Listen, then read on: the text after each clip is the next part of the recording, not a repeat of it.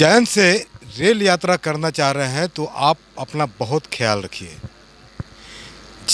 Delhi Howrah main line पर आप अपने सामान के साथ अपने गंतव्य पर सुरक्षित पहुंच जाएं तो ये बहुत बड़ी बात होगी। हम ऐसा इसलिए नहीं कह रहे हैं, इसके पीछे कारण है। नमस्कार, लाइव सिटीज़ देख रहे हैं आप और मैं आपके साथ राजेश। दानापुर रेल मंडल का क्यूल झाझा रेलखंड है ये, और झाझा स्टेशन में इस वक्त खड़े हैं और यहाँ पर बड़ी वारदात हुई है, यात्री के साथ हुई है। अभी 2-3 दिन पहले ही हुई है और इसको लेकर बवाल मचा हुआ है। अधिकारी कुछ कहना नहीं चाह रहे हैं। मामला है ऐसा जिसमें आप सुनेंगे तो चौंकेंगे। जिनके ऊपर सुरक्षा की जिम्मेवारी है, रेल यात्रियों की यात्रा की सुरक्षा की जिम्मेवारी है, वही अब रक्षक से भक्षक बने बैठे हैं। गिरोह से मिलकर यात्रियों को लूट लेना अब इनके लिए बड़ी बात नहीं रही है। ऐसा ही मामला झाझा में हुआ है और झाझा जीआरपी में इसको लेकर एक एफआईआर भी दर्ज हुआ है। क्या है पूरा मामला, आइए हम बताते हैं। हम बात करते हैं, वरिष्ठ पत्रकार हैं अरविंद कुमार सिंह, उनसे हम पूरे मामले को जानते हैं और इस पर चर्चा करते हैं। अरविंद जी, आखिर क्या मामला है, क्या हुआ है पूरा मामला? पहले ठगी हुई। हरियाणा के एक व्यापारी, सोनीपत के एक व्यापारी हरदीप दयाल हैं, उनके साथ पहले ठगी हुई और उसके बाद फिर जिस नाम पर ठगी हुई वो नहीं होने का भरोसा दे करके, बात बता करके उसको पैसा वापस किया जाता है। देवघर में जो काम होना था वो काम नहीं होगा ऐसा बोल के फिर वापस कर दिया, पैसा वापस कर दिया जाता है और देवघर से साथ में 2 बॉडीगार्ड कथित तौर पर साथ में लगा दिया जाता है और वही बॉडीगार्ड रेलवे पुलिस के साथ मिल करके झाझा में उसके करोड़ों रुपए, बताया जाता है कि 4-5 करोड़ उसमें रुपए थे, वो लूट लिया गया। हरियाणा के सोनीपत के व्यापारी हरदीप दलाल आए थे झारखंड, उन्हें बुलाया गया था।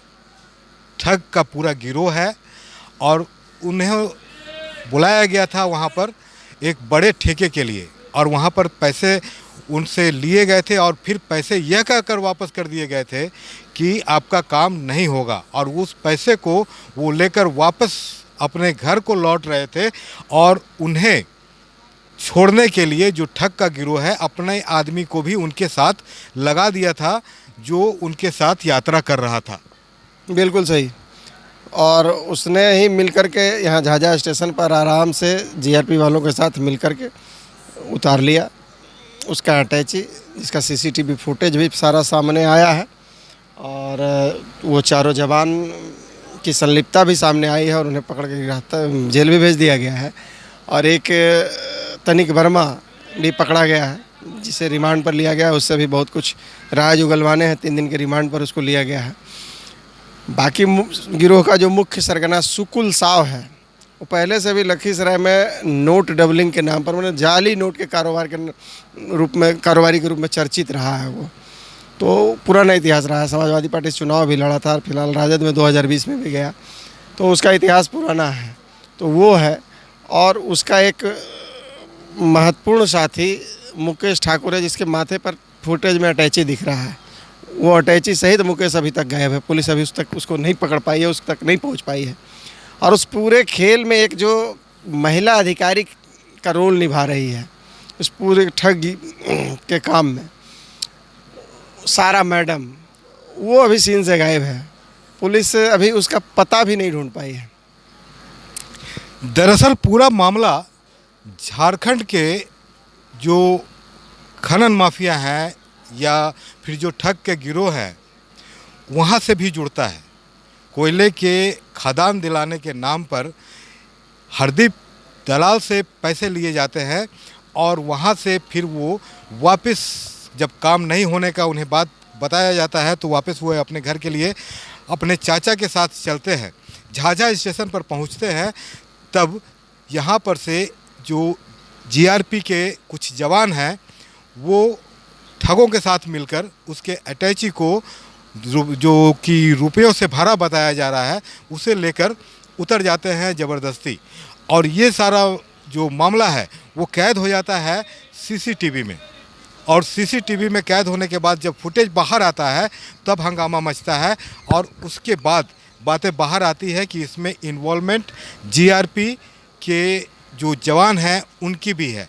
हम आपको बता दें कि ये पहला मामला नहीं है झाझा में, ये दूसरा मामला है। इसके पहले 2006 में ऐसा ही मामला एक हुआ था जब ट्रेन से अटैची लेकर एक जीआरपी का जवान भागा था, उसे यात्रियों ने खदेड़ा था, और ये मामला भी काफ़ी। झाझा स्टेशन पर ही एक और पत्रकार हैं, मामले को देख रहे हैं। इस मामले पर काफ़ी खबर भी चल रही है।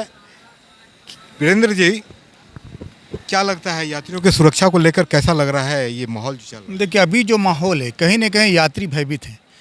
हालांकि प्रोटेक्शन है, पेट्रोलिंग है, एस्कॉर्ट है, लेकिन यात्रियों की जो माल है, जो जो पैसे कौड़ी है, वो सुरक्षित नहीं है। प्रोटेक्शन भी है, सारा चीज़ है, लेकिन मिली भगत भी तो है अपराधी। बिल्कुल बिल्कुल ऐसा कहा जा सकता है, क्योंकि किसी वरीय पदाधिकारी का इस मामले में खुलकर सामने नहीं आना, ना ही मीडिया के सामने बयान देना, कहीं ना कहीं मामले को उलझाता नजर आ रहा है। हालांकि एसएचओ स्तर पर एसएचओ झाझा अनिल कुमार जो जीआरपी के एसएचओ हैं, उन्होंने एफआईआर दर्ज की, 4 जवानों को जेल भेजी, लेकिन जेल भेजने का कारण किसी पदाधिकारी ने स्वीकार नहीं किया। आखिर लगातार आपने देखा होगा मीडिया कर्मी पूछते नजर आया कि सर बताइए क्या मामला है, किसी अधिकारी ने कुछ नहीं कहा और सिर्फ पल्ला झाड़ते नजर आए। कहीं ना कहीं जिस तरह से करोड़ों का मामला है, क्योंकि जो कोल माइंस लेने की बात है, जो दलाल जो वहाँ पानी सोनीपत से जो आए थे, कहीं ना कहीं वो करोड़ों का मामला है। हालांकि एफआईआर लाखों का ही दिखाया जा रहा है, कहीं ना कहीं इसमें भी लगता है कोई घपला घोटाला है। जिस तरह से वरीय पदाधिकारी का जवाब नहीं देना, खास करके मीडिया कर्मियों को साथ अनदेखी करना, कहीं ना कहीं मामले को तो संदिग्ध लग रहा है, जैसा कि मुझे लग रहा है। साफ तौर पर कुछ नहीं कह रहे हैं, ये कहना है इनका। इसमें क्या लग रहा है जो मामला ये हो रहा है, इसमें यात्री कितना सुरक्षित है अपने सामानों को लेकर जो जाते हैं, रुपया पैसा लेकर जाते हैं, और जीआरपी चूँकि सुरक्षा का, यात्रियों के यात्रा का जो सुरक्षा का जिम्मा होता है वो जीआरपी पर होता है, तो जीआरपी ही इसमें इन्वॉल्व है, और उसके कई जो जवान हैं, सिपाही हैं, वो गिरफ्तार हुए हैं, पकड़े गए हैं। देखिए, इसमें जीआरपी अपनी लापरवाही, जीआरपी के जो बड़े अधिकारी हैं वो भी अपनी जवाबदेही से नहीं बच सकते हैं कि आखिर झाझा थाना का 1 जवान, किऊल थाना का 2 जवान और बढ़ैया थाना का 1 जवान एक साथ एस्कॉर्ट पार्टी कैसे बन गया।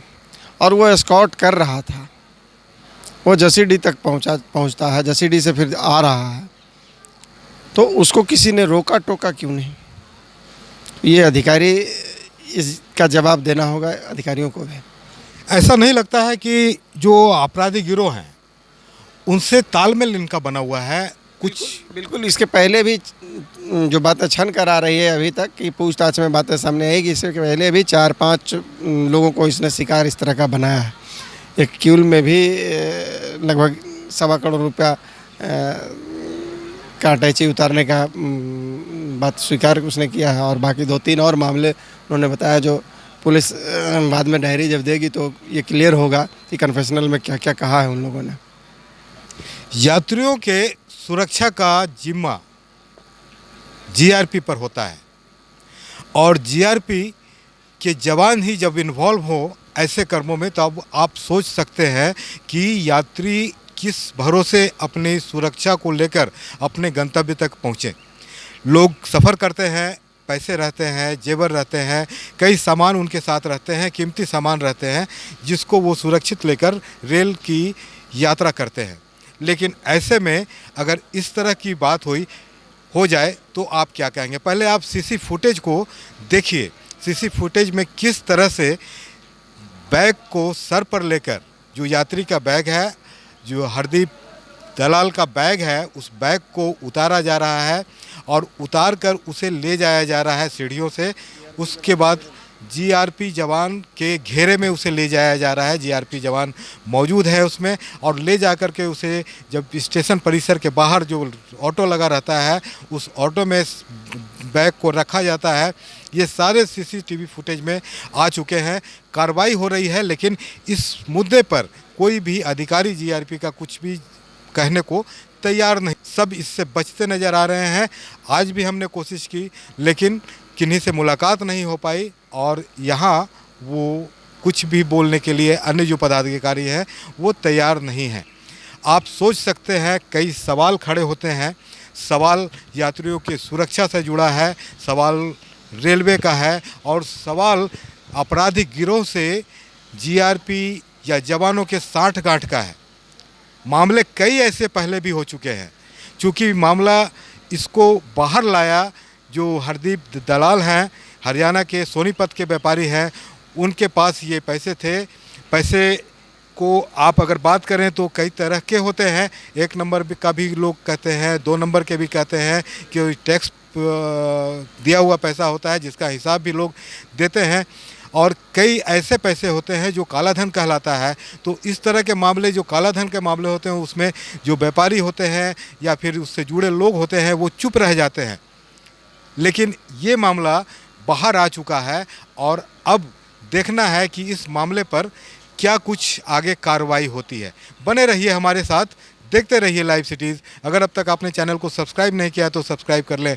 फेसबुक पर अगर आप वीडियो को देख रहे हैं तो पेज को जरूर लाइक कर दें और ट्विटर पर भी हमें फॉलो करना मत भूलिएगा। धन्यवाद।